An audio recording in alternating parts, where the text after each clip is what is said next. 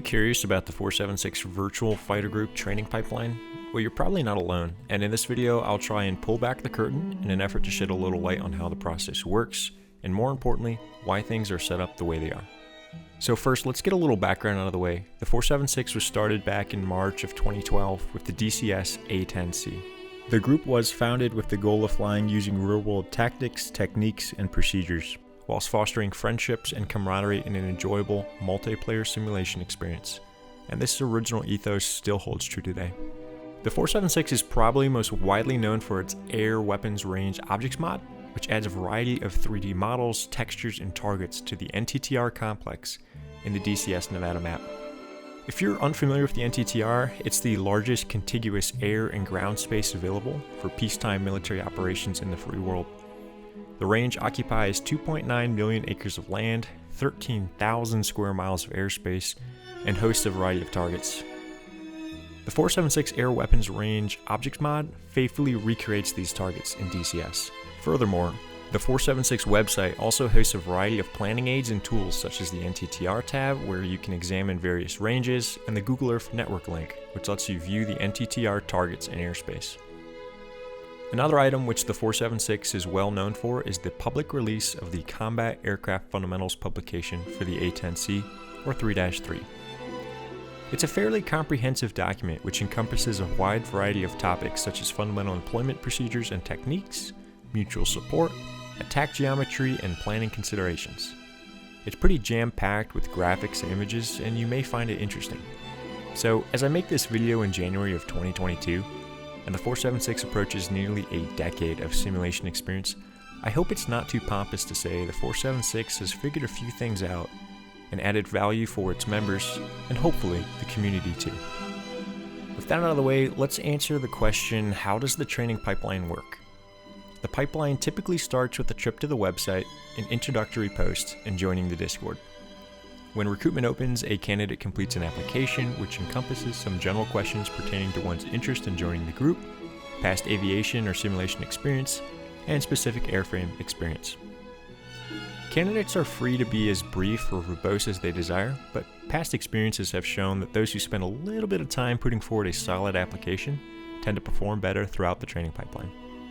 This doesn't mean one needs to write a novel for an application, but if an application looks like it was sketched out on a napkin in a McDonald's bathroom, people are going to have a few concerns. So the next step is a Discord interview. In reality, this is an informal chat where a candidate can ask any questions they may have and clarify any concerns. Additionally, this is an opportunity for both parties to ensure that they are on the same page regarding expectations throughout the training process. After the interview, assuming both parties desire to continue the process, the next step is to fly a basic pre-training check ride. While the exact requirements of the check ride vary based on the squadron or airframe one is applying for, here are some of the basics. For fixed-wing airframes, the emphasis is typically on the following items. 1. An IFR departure under IMC conditions. 2. A tanker rejoin and aerial refueling. 3. An ILS or precision approach recovery. While these may seem like abstract items, there's actually a fair bit of thought that goes into selecting these items for a pre-acceptance check ride. Generally speaking, AAR and IFR flight are some of the hardest tasks from an individual competency and pilot skill level perspective that one can accomplish in DCS. Therefore, if one can execute these tasks, there's a really good chance they're going to have the proficiency and determination to progress throughout the rest of the training pipeline. I should stress that realistically, these are simple admin tasks which can often be encountered throughout a 476 pilot's career. The ability to perform administrative tasks without difficulties often enhances an individual's ability to focus on the tactical picture and apply real-world TTPs. More importantly, however, it demonstrates that an individual is able to fly safely and begin training. With a successful check ride out of the way, a new pilot joins the 74th Training Squadron and begins IQT. IQT, or Initial Qualification Training, is typically a 5 to 9 sortie pipeline which spans no longer than 3 months. Oftentimes, pilots accomplish IQT with 15 to 25 hours of flight time. Again, the topics covered in IQT vary based on the airframe and squadron, but generally speaking, the course is focused on admin flight, airmanship, and 476 standards and contracts. Often new pilots are surprised to find the breadth of documents within the 476 library, from aircraft operating instructions, wingman contracts, TTPs, Nellis Air Force operating instructions, and more. Nearly all of these documents have real-world analogs, which have been faithfully emulated and examined where relevant to DCS World. Moreover, the depth of material can be rather daunting, and for this reason, IQT tracks have dedicated training syllabus which covers essential topics a new 74th pilot needs to learn. While the IQT structure and topics vary from airframe and squadron, the basic admin items are often the following: ground ops and radio communications, And Viper 1, push Pry 3. VFR and IFR departures, Delta Bullet 6, airborne extract. Camaraderie. formation flight such as close, route, fighting wing, and trail formation, emergency procedures and aircraft handling exercises, wingman contracts, and lastly, VFR and IFR recoveries. 551 in the break.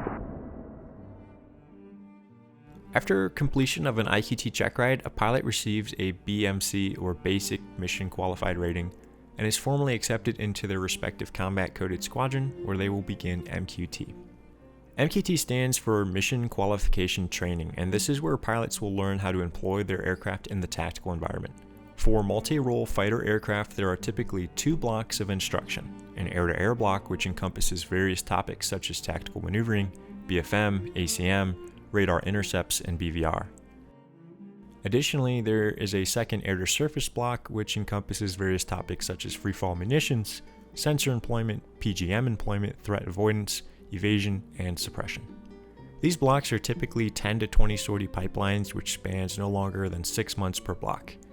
Really, this is only scratching the surface of MQT because it's jam-packed with systems, contracts, attack geometry, planning, and more. So at the end of MQT, pilots receive a CMR or Combat Mission Ready rating. At this point, there are plenty of elective continuation topics to explore or dual rating if one so desires, but that's best left for a later video. Before I close out, I'll just emphasize the strong training pipeline, robust wingman contracts, and standardization make interoperability a real joy.